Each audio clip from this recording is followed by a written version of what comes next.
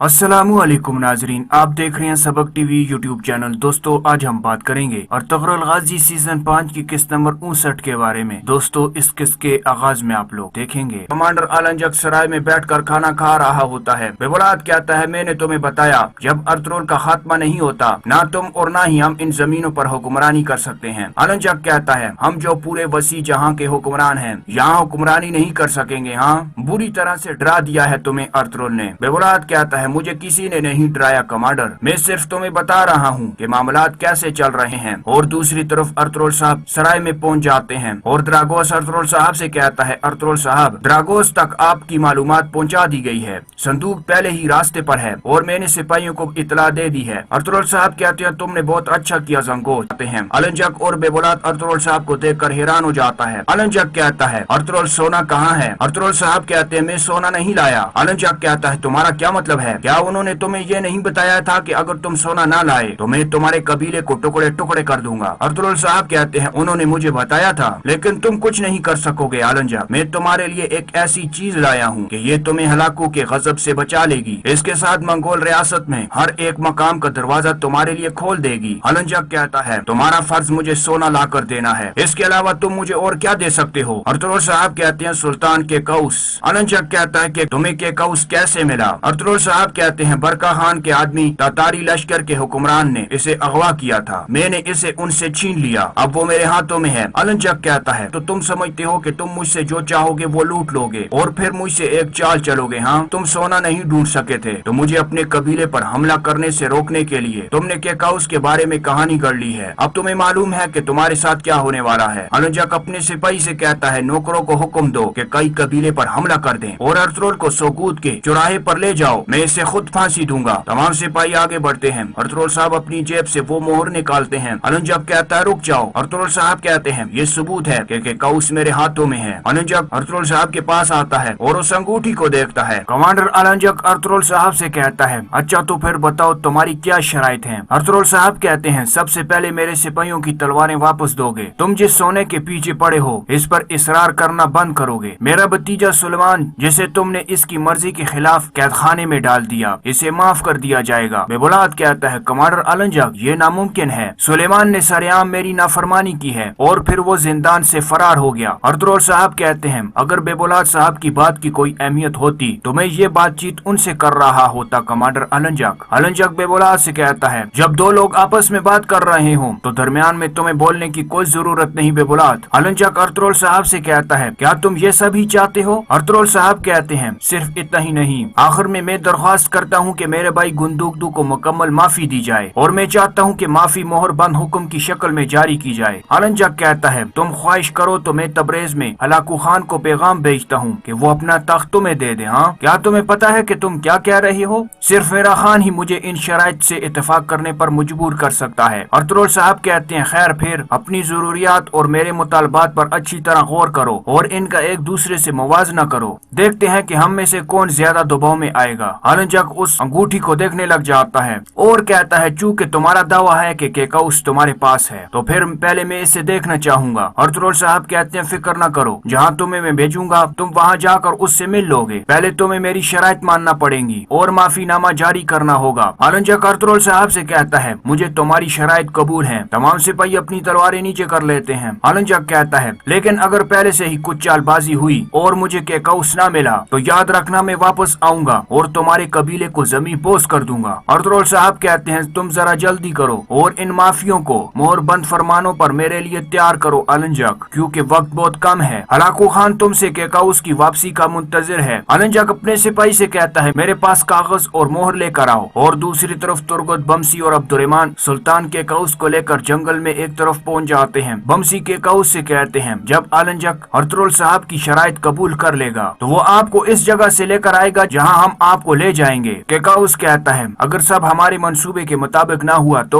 अगर अलंजक ने हमारे साथ कोई चाल चली तो? तुर्गत कहते हैं फिर आखिर हम शहादत नोश करेंगे सुल्तान। केकाउस कहता है मुझे अपनी जान की कोई फिक्र नहीं, मेरी फिक्र हमारी दावा है तुर्गत। ऐसी जद्दोजहद जिसमें इतनी कोशिश लगाई गई हो इसको खतरा नहीं होना चाहिए। तुर्गत कहते हैं बस अलंजक भाई की शराइत को मान ले, फिर जद्दोजहद हमारी होगी और तौफीक अल्लाह की तरफ से। केकाउस कहता है इंशाल्लाह सब कुछ ऐसा ही होगा जैसा हम चाहते हैं, इससे या तो हमारी फतह की राह हमवार होगी या शहादत हासिल होगी। चलो रवाना होते हैं जवानों। इसके बाद सब लोग वहाँ से चले जाते हैं और दूसरी तरफ कमांडर अलंजक वो माफीनामा लिख रहा होता है और उस पर अपनी मोहर लगा देता है और वो माफीनामा अर्तुगरुल साहब को देता है और कहता है ये लो अब मुझे जो चाहिए तुम मुझे दे सकते हो। केकाउस कहाँ है? अर्तुगरुल साहब कहते हैं तुम लाल सनोबर के जंगल में जाओ, जब तुम वहाँ पहुँचोगे तो तुम इसे देख लोगे, वो आपका इंतजार कर रहा होगा। अलंजक कहता है हर चीज के बावजूद तुमने एक उम्दा काम किया है अर्तुगरुल। अगर तुम्हें याद हो तो एक बार मैंने तुम्हें कहा था कि तुम्हारे जैसे सरदार को मैं इतनी आसानी से कुर्बान नहीं करना चाहता। तबरेज में अपना फर्ज पूरा करने के बाद मैं तुम्हारे साथ मजीद काम करूंगा अर्तुगरुल। अर्तुगरुल साहब कहते हैं हम अपनी तरफ बढ़ाया हुआ हाथ कभी वापस नहीं मोड़ते, अगर ये दोस्ती में बढ़ाया गया हो तो हम इसको थाम लेंगे, लेकिन अगर दुश्मनी को जहन में रखते हुए इसे बढ़ाया गया है तो हम इसे काट देंगे। अर्तुगरुल साहब वहाँ से चले जाते हैं। इसके बाद अर्तुगरुल साहब बाहर आते हैं और अपने घोड़े पर बैठकर वहाँ से चले जाते हैं और अलंजक सुबुताई से कहता है खुफिया संदूक ले जाने वाले हमारे नौकरों को पैगाम भेजो, उन्हें लाल सनोबर के जंगल में जाना है, मैं आगे कोनिया जाऊंगा और तुम केकाउस और संदूक लाओगे। सुबुताई कहता है जैसा आपका हुक्म। सुबुताई वहाँ से चला जाता है। अलंजक बेबुलाद से कहता है हमने मुश्किल सौदेबाजी की है, फिर भी हमने इसे जितना दिया उससे ज्यादा वापस लिया। बेबुलाद कहता है इसके बारे में इतना यकीन न करो, इसका मतलब यह है कि तुमने जो कुछ किया वो बिल्कुल अच्छा नहीं किया। होशियार रहना, तुमने अर्तुगरुल को जो मुराद दी है वो हमारे लिए बड़ी परेशानियों का बाइस बनेगी। अलंजक कहता है तुम्हें किस चीज का गुस्सा है बेबुलाद? क्या इसलिए कि मैंने इस सुलेमान नामी लड़के को माफ कर दिया? तुम एक लड़के को भी पकड़ कर न रख पाए, असल में तुम इस मामले में कसूरवार हो। बेबुलाद कहता है मैं सुलेमान के बारे में लापरवाही नहीं कर सकता, मेरा मसला गुंदुकदू है। अलंजक कहता है ऐसा क्यों है? बेबुलाद कहता है मैं कौन हूँ? मैं अलबास्ती हूँ, अलबास्ती। अगर गुंदुकदू यहाँ आ गया तो ये बात सामने आ जाएगी कि मैं अलबास्ती हूँ, तो तुम्हें पता है फिर क्या हो सकता है? अलंजक हंसता है और कहता है अच्छा तो ये मामला है, मुझे तुम्हारे बोलेपन पर हंसी आई। केकाउस मेरे लिए अहम था, बस मुझे इसे हलाकू खान तक पहुँचाने दो, फिर एक बार मैं वापस आया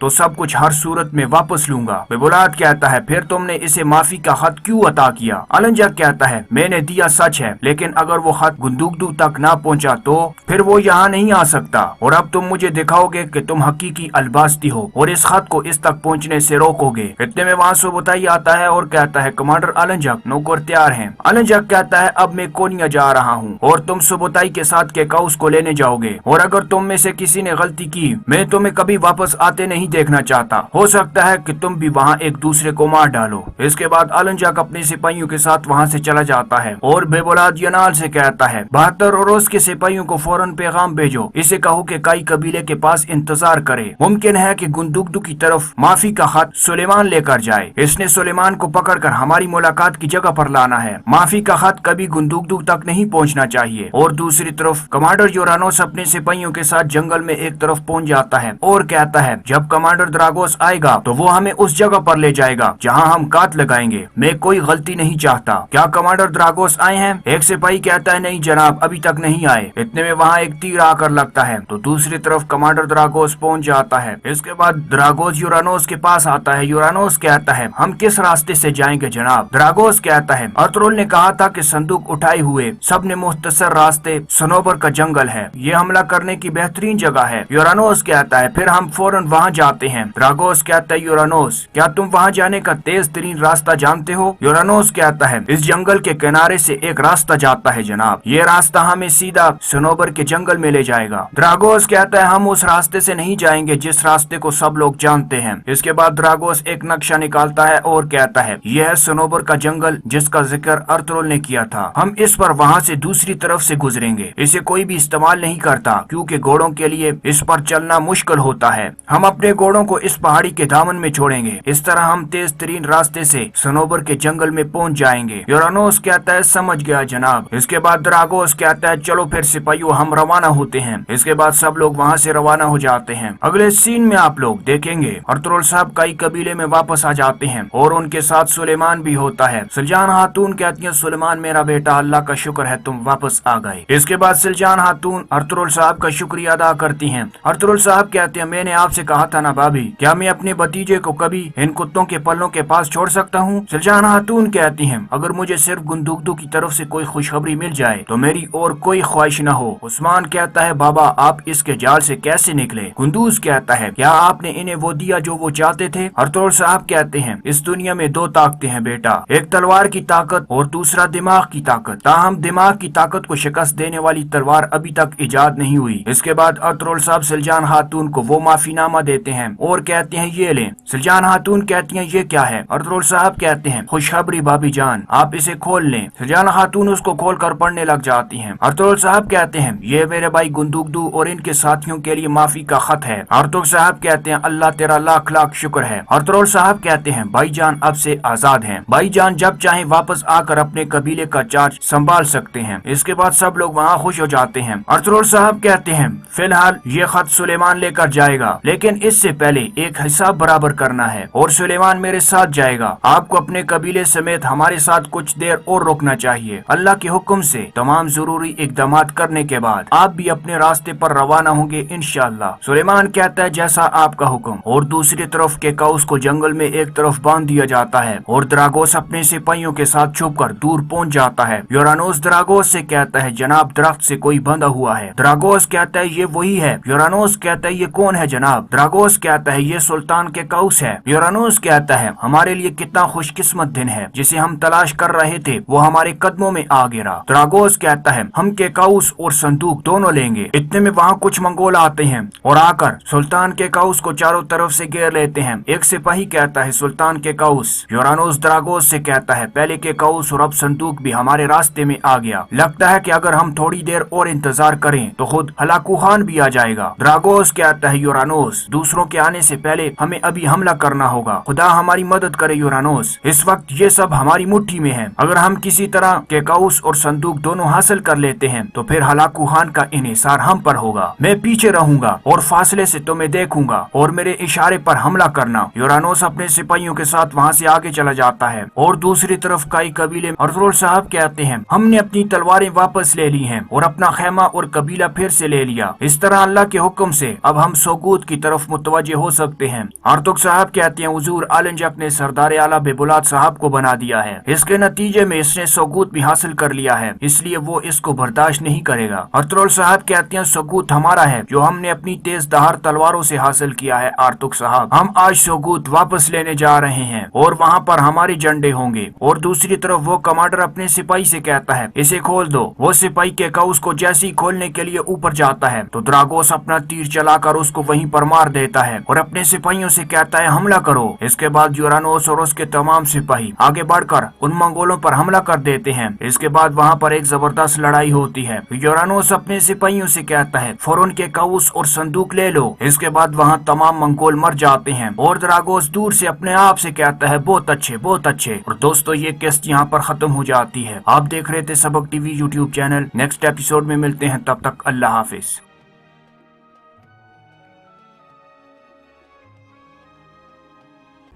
बिस्मिल्लाहिर्रहमानिर्रहीम, अस्सलामु अलैकुम। हिसाब किताब और अहले जहन्नम पार्ट 1। अहले बिदअत की पिटाई के वाक़ये के बाद मैं बहुत दिल गिरफ्ता हो चुका था, क्योंकि मैं इस वाक़ये में अपने ज़माने में मौजूद अपने कई जानने वालों को देखा था। मेरी तबीयत बहाल करने के लिए साले मुझे वापस हौज़ कौसर की तरफ ले गया था। वहाँ की पुरफ़ज़ा मुकाम में कुछ वक्त तन्हाई और खामोशी में गुजार कर मैं बेहतर हुआ तो वो दोबारा मुझे मैदान हशर में ले आया। रास्ते में वो मुझे बताने लगा कि जब हम यहाँ नहीं थे तो इस अरसे में तमाम अंबिया की शहादत का अमल पूरा हो गया है, जिसके बाद अमूमी हिसाब किताब का मरहला शुरू हो चुका था। इसका आगाज़ की उम्मत मुहम्मदिया से हुआ, जिसका बड़ा हिस्सा हिसाब किताब से गुजर कर अपने बारे में अल्लाह ताला का फैसला सुन चुका है। इसका मतलब ये हुआ कि एक इंतहाई अहम मौके पर मैं यहाँ मौजूद नहीं था। हाँ ऐसा ही है, लेकिन जन्नत में जाने के बाद जब चाहो इस हिसाब किताब की ऑडियो वीडियो रिकॉर्डिंग देख सकोगे। इसने हंसते हुए मेरी बात का जवाब दिया। मगर भाई लाइव मुशाहिदा तो लाइव हुआ करता है, मैंने मुस्कुराते हुए इसकी बात का जवाब दिया। एक बड़ी दिलचस्प चीज़ जो यहाँ हुई वो मैं तुम्हें बता देता हूँ। हुआ यूँ कि जब रसूलुल्लाह सल्लल्लाहु अलैहि वसल्लम की उम्मत के मुशरिकीन को इनके शिर्क पर पकड़ा गया तो इनकी एक बड़ी तादाद ने साफ इनकार कर दिया कि वो किसी शिर्क में मुब्तला नहीं थे। इन इनकार करने वालों में बाद के ज़माने के लोग ही नहीं, कफ़ार मक्का भी थे जो बुतों को पूजा करते थे। इनका सबब ये था कि आज सबने अपनी आंखों से देख लिया कि अल्लाह ताला के अलावा किसी के हाथ में कुछ नहीं है। इन लोगों ने पहले पहल तो अपने देवी देवताओं और बुजुर्गों को पुकारा और इनको तलाश किया। जाहिर है कि न कोई था और न ही किसी ने जवाब देना था। फरिश्ते और सारे बुजुर्ग जिन्हें अल्लाह को छोड़कर पुकारा जाता था, उन्होंने तो इन लोगों के शिर्क से साफ इनकार कर दिया। इसके बाद एक ही चारा बचा था कि ये लोग अपने शिर्क का साफ इनकार कर दें, मगर जाहिर है कि इनका इससे कोई फायदा नहीं होना था। ऐसे तमाम मुजरिमीन के लिए जहन्नम का फैसला हो गया। इस वक्त किसका हिसाब किताब हो रहा है, मैंने साले से दरियाफ्त किया। साले ने कहा इस वक्त तुम्हारे ज़माने के लोगों का नंबर आ चुका है, इसीलिए मैं तुम्हें यहाँ लाया हूँ। तुम देख सकते हो कि एक एक करके लोग हिसाब किताब के लिए बुलाई जा रही हैं। हर शख्स दो फरिश्तों के साथ बारगाह इलाही में पेश होता है।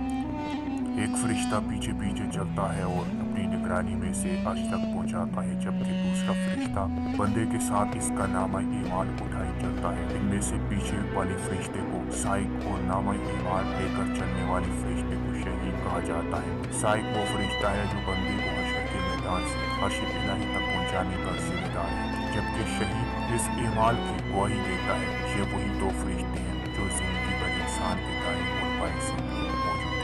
दाएं वाला नेक अमाल और बाएं वाला बदईमानियां लिखता था। इनको पुराने मजीद में किरामन कातिबीन कहा गया था, मगर यहाँ आकर इनमें से कौन साहिब और कौन शहीद बनता है मैंने पूछा। इसका इल्म अल्लाह को है, वही बंदे की पेशी से कबल किरामन कातिबीन को मतला करते हैं कि दोनों में से किसको क्या करना है। हम वहाँ पहुँचे तो एक सरकारी अफसर अल्लाह ताला की बारगाह में पेश था।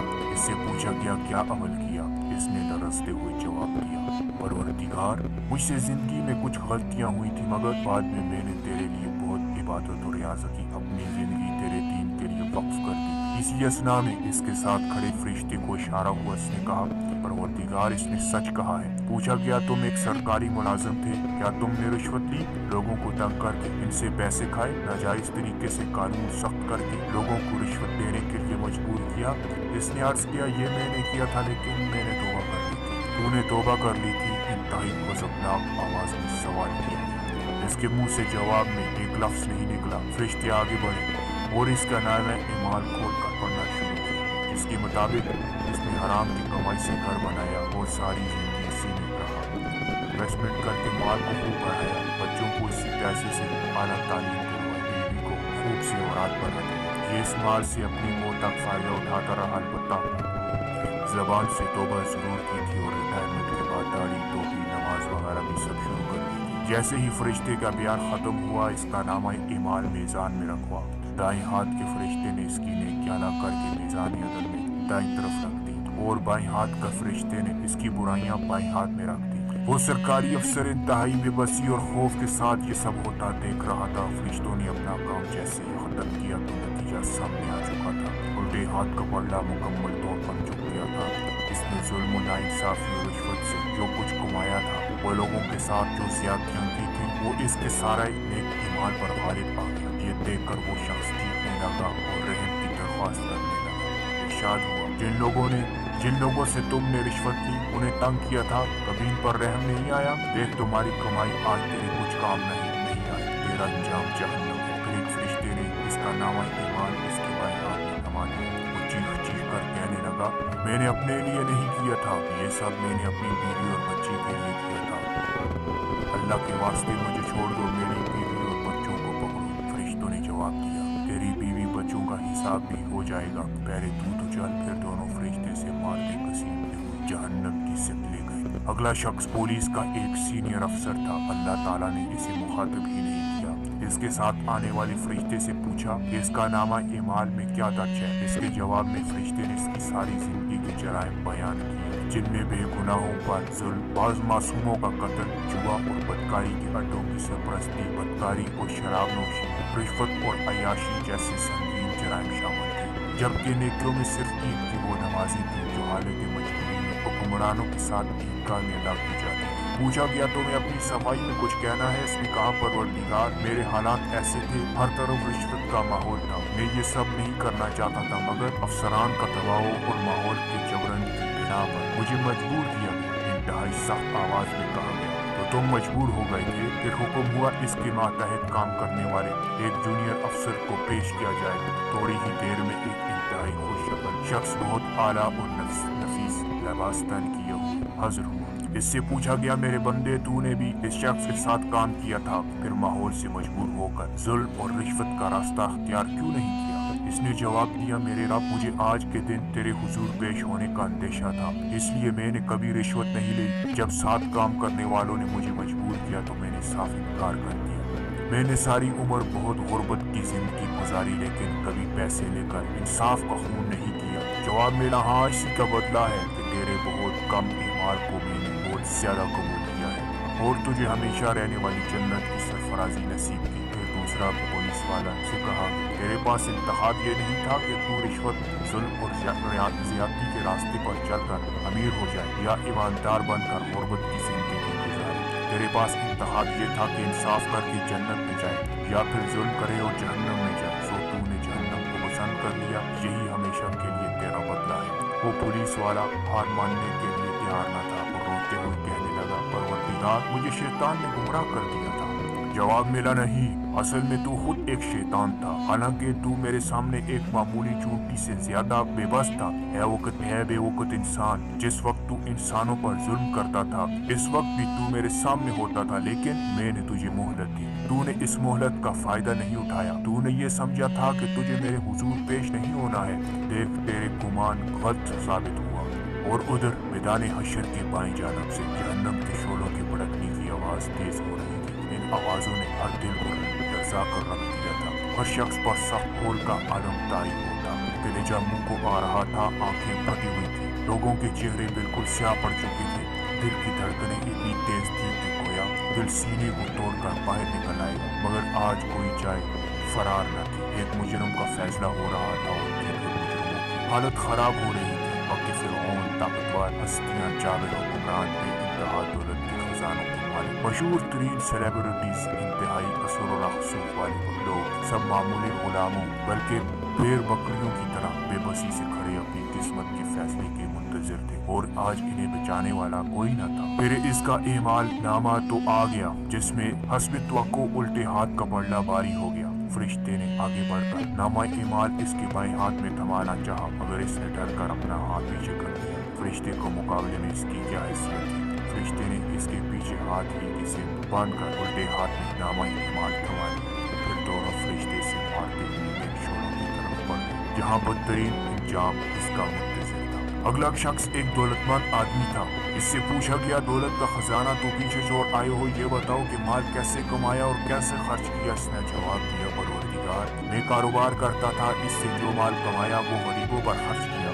फरिश्तों को इरशाद हुआ, इसने तफसील बयान करना शुरू की, जिसके मुताबिक इस शख्स ने जिंदगी में खरबों रुपए कमाए। इब्तदाई जिंदगी में छोटे कारोबार से आगाज किया। चीनी, आटा और दीगर बुनियादी जरूरियात की एशिया में मिलावट और ज़ख़ीरा अंदोज़ी वगैरह की बिना पर बहुत माल कमाया और इसका बिजनेस तेजी से फैल गया। इसके बाद इसने कई और कारोबार किए, मगर इस दफा माल कमाने के लिए इसने अपने जैसे कई दूसरे लुटेरों को साथ मिलाकर एक कार्टेल बना लिया।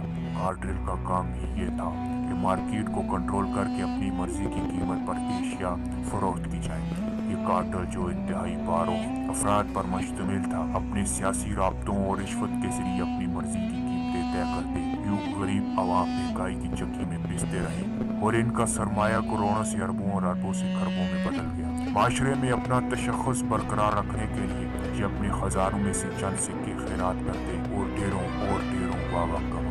फरिश्ते के बयान के बाद कुछ कहने सुनने की गुंजाइश खत्म, मगर ये सेठ बहुत चालाक था। इसने चीख कर कहना शुरू कर दिया, ये सारा बयान गलत है, मैंने कोई गलत काम नहीं किया, मैंने हर चीज कानून के मुताबिक की, मार्केट के तकाजों के मुताबिक कारोबार किया, मेरे खिलाफ कोई सबूत नहीं है, ये फरिश्ता झूठ बोल रहा है। वो मुसलसल चीख रहा था। आवाज आई, तो तुझे सबूत चाहिए, वो भी मिल जाएगा। इन अल्फाज के साथ ही सेठ की आवाज बंद हो गई। यकायक इसके हाथ में से आवाज आना शुरू हो गई। कमो बेश वही बयान दोहराया गया जो फरिश्ते ने दिया था। फिर ऐसी गवाही इसके पैरों से आना शुरू हो गई और रफ्ता रफ्ता पूरे जिस्म में इसके खिलाफ गवाही दी, हत्ता कि इसके सीने ने इसके दिल की नीयत बयान कर दी जो फरिश्ते के रिकॉर्ड में दर्ज न थी। इस गवाही के बाद कहने सुनने की सारी गुंजाइश खत्म हो गई और वही अंजाम सामने आया जो पिछलों का सामने आया था।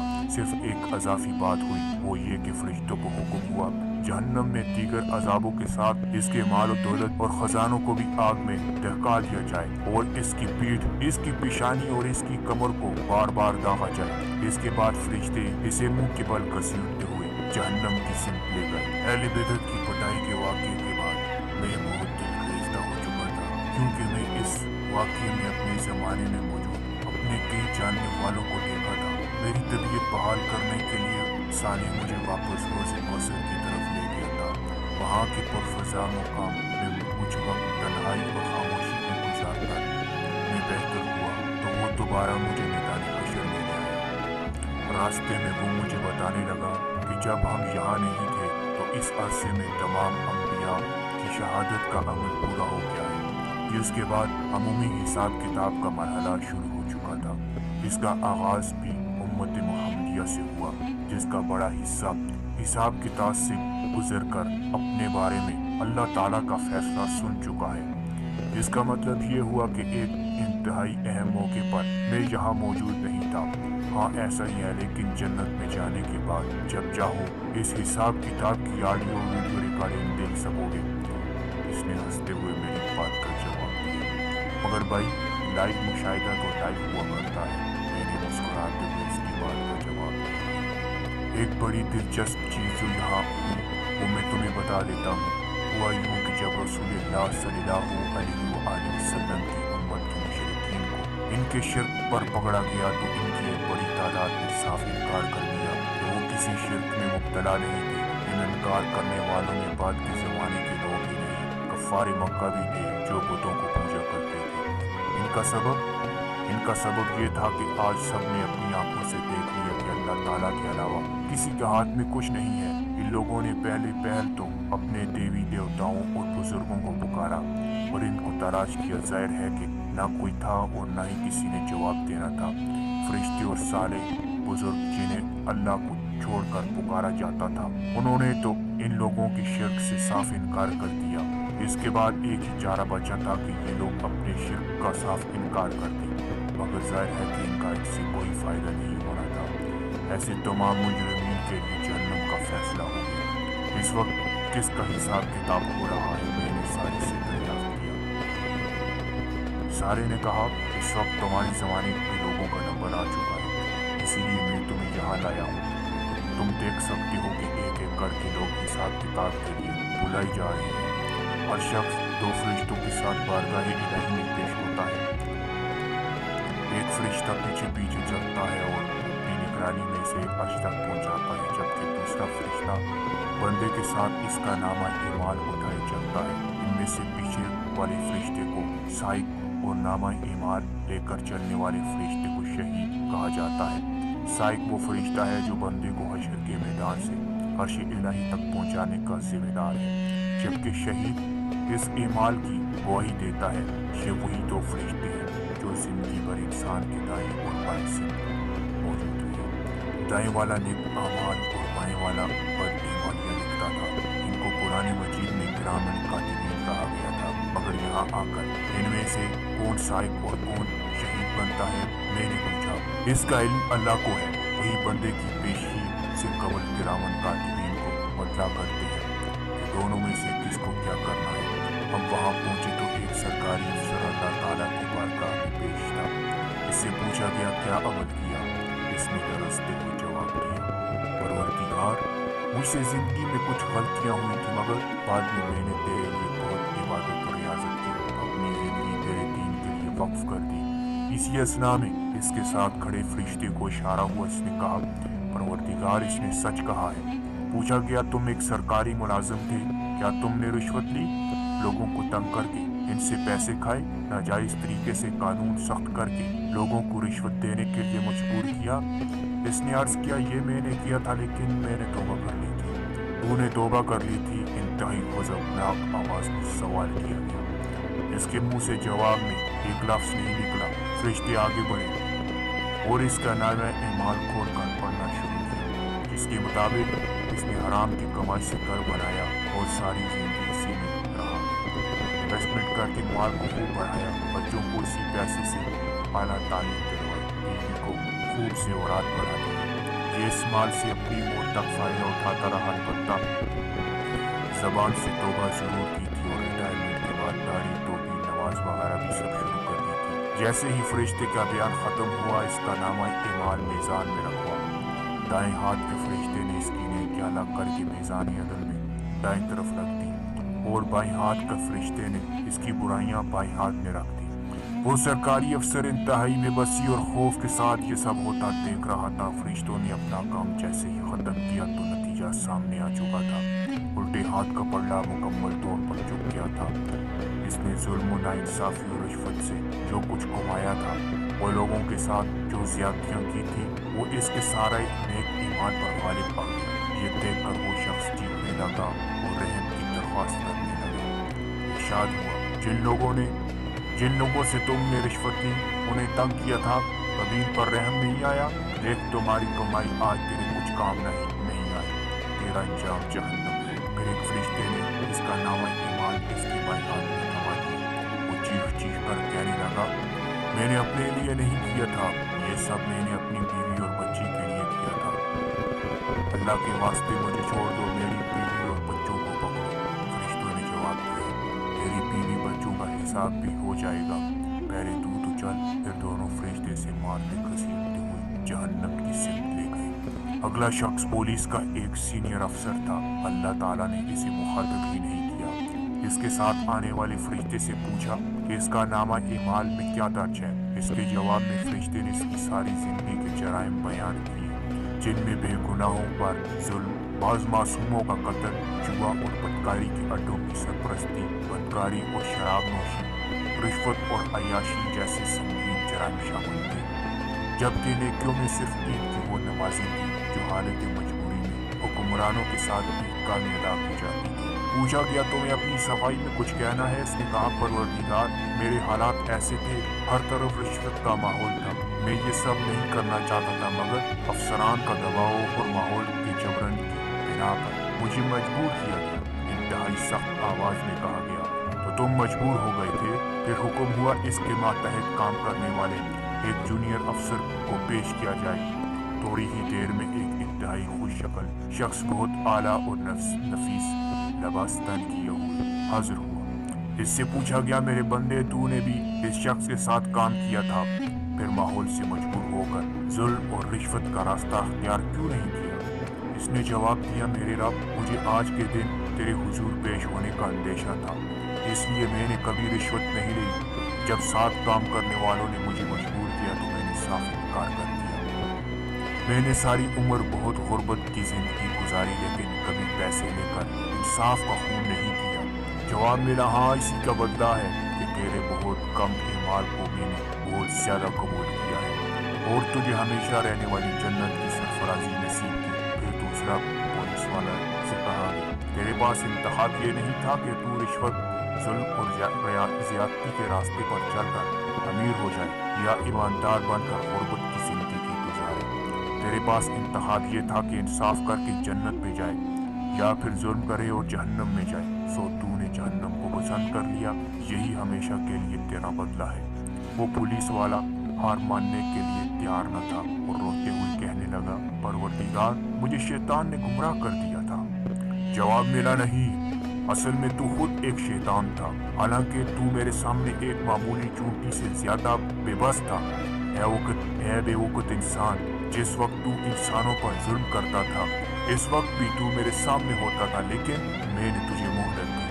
تو نے اس مہلت کا فائدہ نہیں اٹھایا، تو نے یہ سمجھا تھا کہ تجھے میرے حضور پیش نہیں ہونا ہے۔ دیکھ تیرے گمان غلط ثابت ہوا۔ اور ادھر میدان حشر کی بائیں جانب سے جہنم کے شعلوں کے بھڑکنے کی آواز تیز ہو رہی تھی۔ ان آوازوں نے ہر دل کو لرزا کر رکھ دیا تھا۔ ہر شخص پر سخت ہول کا علم طاری ہوتا، کلیجہ منہ کو آ رہا تھا، آنکھیں پھٹی ہوئی تھی، لوگوں کے چہرے بالکل سیاہ پڑ چکے تھے۔ دل کی دھڑکنیں اتنی تیز تھی کہ گویا دل سینے کو توڑ کر باہر نکل آئے گا، مگر آج کوئی جائے فرار نہ تھی۔ ایک مجرم کا فیصلہ ہو رہا تھا اور دیگر مجرموں کی حالت خراب ہو رہی تھی۔ وقت کے فرعون، طاقتور ہستیاں، جابر حکمران، بے انتہا دولت کے خزانوں کے مالک، مشہور ترین سیلیبریٹیز، انتہائی اثر و رسوخ والے لوگ، سب معمولی غلاموں بلکہ بیر بکریوں کی طرح بے بسی سے کھڑے اپنی قسمت کے فیصلے کے منتظر تھے، اور آج انہیں بچانے والا کوئی نہ تھا۔ پھر اس کا اعمال نامہ تو آ گیا جس میں حسب توقع الٹے ہاتھ کا پلڑا باری ہو گیا۔ فرشتے نے آگے بڑھ کر نامہ اعمال اس کے بائیں ہاتھ میں تھمانا چاہا، مگر اس نے ڈر کر اپنا ہاتھ پیچھے کر دیا۔ فرشتے کو مقابلے میں اس کی کیا حیثیت تھی؟ فرشتے نے اس کے پیچھے ہاتھ ہلکے سے باندھ کر الٹے ہاتھ میں نامہ اعمال تھما دیا۔ پھر دونوں فرشتے سے مارتے ہوئے شعلوں کی طرف بڑھ گئے جہاں بدترین انجام اس کا منتظر تھا۔ اگلا شخص ایک دولت مند آدمی تھا۔ اس سے پوچھا گیا دولت کا خزانہ تو پیچھے چھوڑ آئے ہو، یہ بتاؤ کہ مال کیسے کمایا اور کیسے خرچ کیا؟ اس نے جواب دیا پروردگار میں کاروبار کرتا تھا، اس سے جو مال کمایا وہ غریبوں پر خرچ کیا۔ فرشتوں کو ارشاد ہوا، اس نے تفصیل بیان کرنا شروع کی جس کے مطابق اس شخص نے زندگی میں کھربوں روپے کمائے۔ ابتدائی زندگی میں چھوٹے کاروبار سے آغاز کیا، چینی، آٹا اور دیگر بنیادی ضروریات کی اشیاء میں ملاوٹ اور ذخیرہ اندوزی وغیرہ کی بنا پر بہت مال کمایا اور اس کا بزنس تیزی سے پھیل گیا۔ اس کے بعد اس نے کئی اور کاروبار کیے، مگر اس دفعہ مال کمانے کے لیے اس نے اپنے جیسے کئی دوسرے لوٹیروں کو ساتھ ملا کر ایک کارٹریل بنا دیا۔ کارٹریل کا کام ہی یہ تھا کہ مارکیٹ کو کنٹرول کر کے اپنی مرضی کی قیمت پر اشیاء فروخت کی جائے۔ یہ کارٹریل جو انتہائی فاروق افراد پر مشتمل تھا، اپنے سیاسی رابطوں اور رشوت کے ذریعے اپنی مرضی کی قیمتیں طے کرتے، یوں غریب عوام مہنگائی کی چکی میں پستے رہے اور ان کا سرمایہ کروڑوں سے اربوں اور اربوں سے خربوں میں بدل گیا۔ معاشرے میں اپنا تشخص برقرار رکھنے کے لیے یہ اپنے خزانوں میں سے چند سکے خیرات کرتے اور ڈھیروں واہ کماتے۔ فرشتے کے بیان کے بعد کچھ کہنے سننے کی گنجائش ختم، مگر یہ سیٹھ بہت چالاک تھا۔ اس نے چیخ چیخ کر کہنا شروع کر دیا، یہ سارا بیان غلط ہے، میں نے کوئی غلط کام نہیں کیا، میں نے ہر چیز قانون کے مطابق کی، مارکیٹ کے تقاضوں کے مطابق کاروبار کیا، میرے خلاف کوئی ثبوت نہیں ہے، یہ فرشتہ جھوٹ بول رہا ہے۔ وہ مسلسل چیخ رہا تھا۔ آواز آئی، تو تجھے ثبوت چاہیے، وہ بھی مل جائے گا۔ ان الفاظ کے ساتھ ہی سیٹھ کی آواز بند ہو گئی، یکایک اس کے ہاتھ میں سے آواز آنا شروع ہو گئی۔ کم و بیش وہی بیان دہرایا گیا جو فرشتے نے دیا تھا۔ پھر ایسی گواہی اس کے پیروں سے آنا شروع ہو گئی۔ وہ رفتہ رفتہ پورے جسم پہ اس کے خلاف گواہی دی، حتیٰ کہ اس کے سینے میں اس کے دل کی نیت بیان کر دی جو فرشتے کے ریکارڈ میں درج نہ تھی۔ اس گواہی کے بعد کہنے سننے کی ساری گنجائش ختم ہو گئی اور وہی انجام سامنے آیا جو پچھلوں کا سامنے آیا تھا۔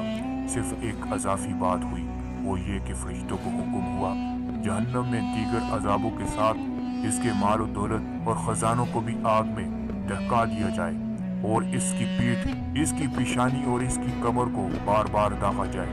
اس کے بعد فرشتے اسے منہ کے بل گھسیٹتے ہوئے جہنم کی سمت لے گئے۔ دوستو، اس کہانی کا بھی نیکسٹ پارٹ باقی ہے، نیکسٹ ویڈیو میں ملتے ہیں، تب تک اللہ حافظ۔